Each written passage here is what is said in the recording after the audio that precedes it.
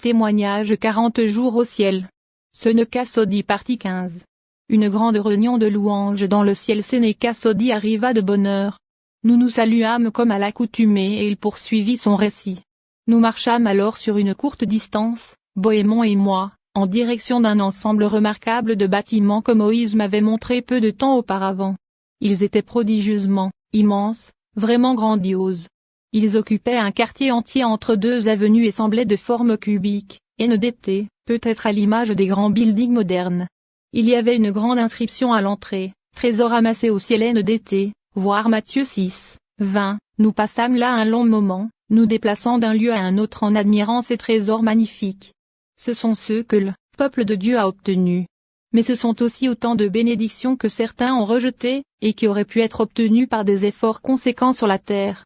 Car nous découvrîmes que ces multitudes de pierres précieuses, de bijoux, de perles, et de vêtements de toute beauté, étaient la contrepartie de l'expérience des saints sur la terre. Ces joyaux célestes auraient pu facilement être gagnés. Ils auraient beaucoup apporté aux richesses de l'âme dans le royaume céleste. Mais je t'en dirai plus à ce sujet à une autre occasion. Avant que nous ayons quitté ce haut lieu des symboles de la sainteté, il nous fut dit que se trouvait, pas très loin de là, un endroit où de grandes multitudes s'assemblaient pour des moments de louange et d'adoration. Et plusieurs milliers de lieux semblables sont répartis en différents endroits de la sainte cité. Allons-y donc sans plus attendre, proposai-je à Bohémond, car nous n'avons pas eu l'occasion de nous réjouir à un seul service de louange depuis que nous avons quitté la porte de Juda. Lorsqu'en franchissant le seuil de cette sainte joaillerie, nous nous retrouvâmes à nouveau dans la rue, nous vîmes qu'elle était envahie par des milliers d'âmes qui se rendaient, dans la joie, à la grande réunion de louanges. Écoute, fis-je observer à Bohémond, on entend les paroles d'un chant. Cela semblait très éloigné de nous, mais nous pouvions cependant entendre très distinctement les paroles.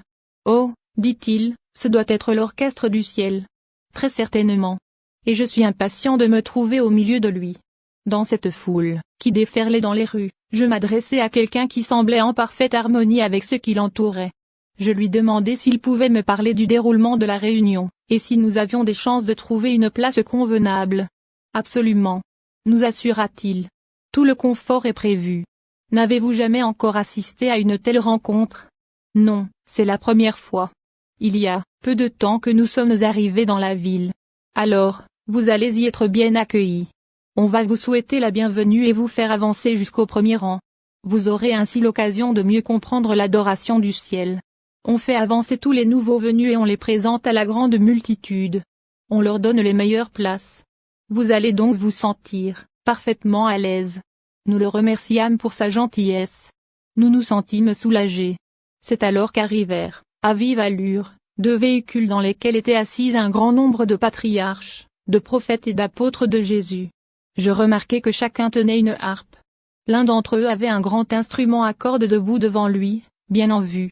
Qui est cet homme dont le visage rayonne d'une telle gloire, demandai-je, celui qui a le grand instrument à cordes?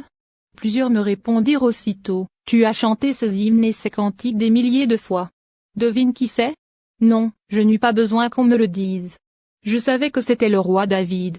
Anticipant mon intention, quelqu'un fit signe au conducteur du véhicule céleste. Et David lui-même nous invita à venir nous asseoir avec lui. Nous fûmes bientôt à ses côtés. La voiture roula silencieuse à vitesse réduite. Me tournant vers mon ami, je m'adressai à David et aux autres. Je vous présente Bohémond. Il vient du nord de la Russie. Je l'ai rencontré au moment de mon arrivée au paradis. Moi, je viens d'un endroit opposé de la terre.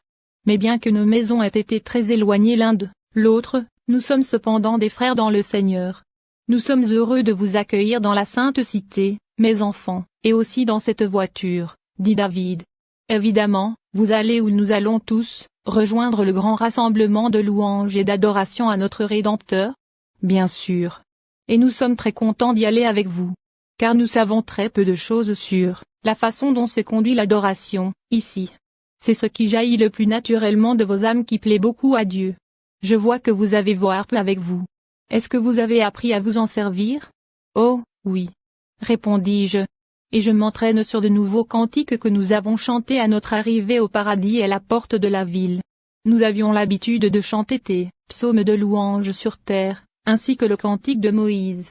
Mais quand j'ai entendu les premiers accents de la musique du ciel, J'en ai conclu que sur terre nous ne savions pas du tout ce qu'est chanter.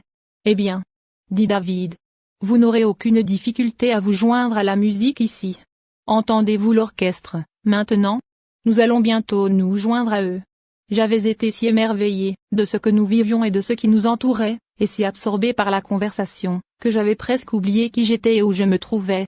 Mais, me tournant vers Bohémond, je lui déclarai, quelle bénédiction d'être ici, et de réaliser que nous sommes au milieu des prophètes de Dieu dont nous avons si souvent lu les écrits. À ces mots, Bohémond se prosterna à nouveau sur sa face. Il adora Dieu et le loua. Il répandit de telles actions de grâce, si mélodieuses, que David ne put empêcher ses doigts de parcourir les cordes de la harpe. L'instant d'après, la voiture entière résonnait de la plus belle musique de tous les temps.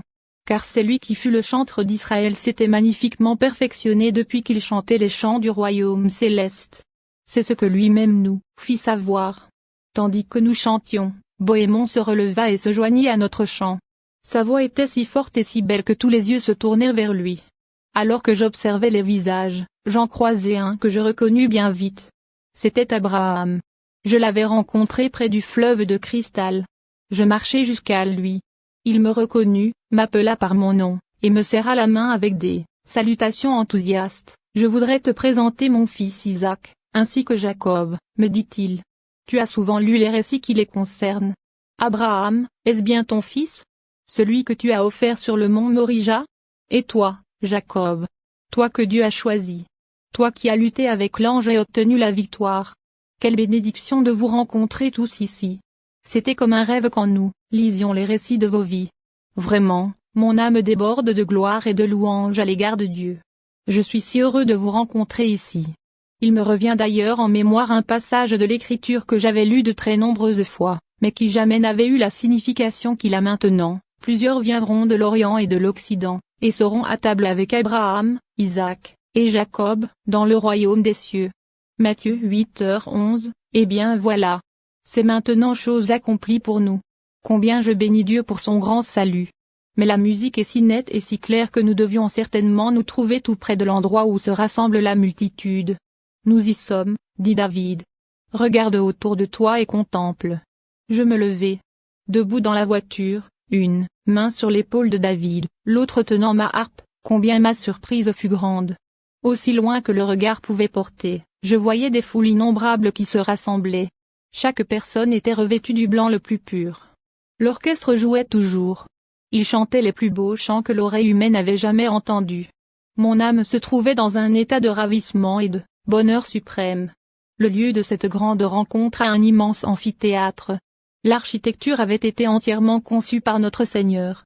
Cela fait partie des choses qu'il s'en était allé préparer pour nous. Tous les sièges étaient merveilleusement capitonnés, et sous nos pieds, les sols étaient revêtus de moquettes et de tapis de meilleur goût. C'est presque sans bruit, et sans aucun son discordant que chacun trouva sa place. Notre Seigneur sera-t-il présent parmi nous? Demandai-je à David. Il s'y trouve certainement déjà.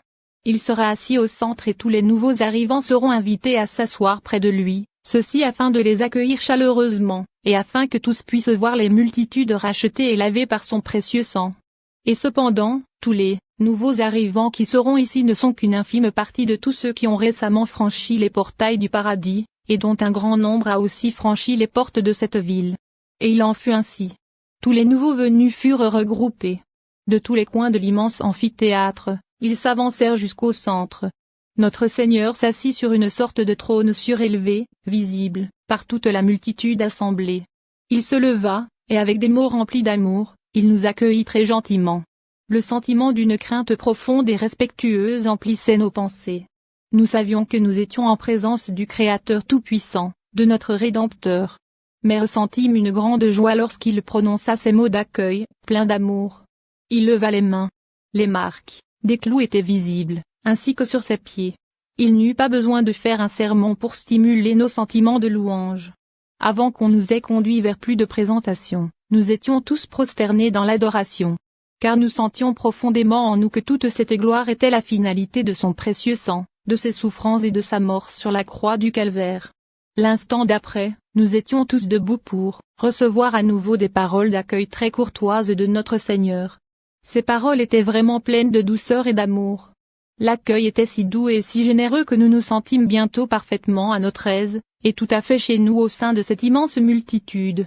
Nous nous mîmes alors tous ensemble à louer Dieu. Plusieurs milliers d'anges étaient parmi nous. C'étaient ceux qui nous avaient transportés des lieux de notre vie terrestre jusqu'à ce domaine céleste. Ils semblaient se réjouir d'une joie très grande de ce que nous soyons tous bien arrivés à la maison, dans le sein de Dieu. À ce moment, David se leva, et avec lui beaucoup de prophètes, de patriarches, d'apôtres, et d'anciens serviteurs de Dieu. On annonça le chant de louange. La congrégation tout entière se leva, les harpes de Dieu à la main.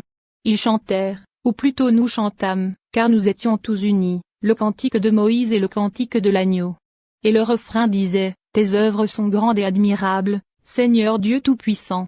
Tes voies sont justes et véritables, Roi des nations. » Apocalypse 15, 3. La harpe de David joua ce jour-là comme je pense elle n'avait jamais joué sur terre.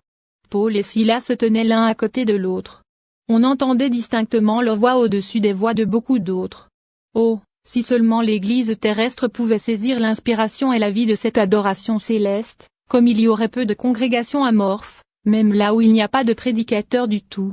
Quand la grande multitude se fut dispersée, à la fin de la rencontre, et que les uns et les autres s'en furent allés dans toutes les directions, nous eûmes l'occasion de rencontrer plusieurs hommes et femmes qui avaient vécu sur terre il y a très longtemps, dans les siècles passés. Et nous pûmes avoir alors avec certains de très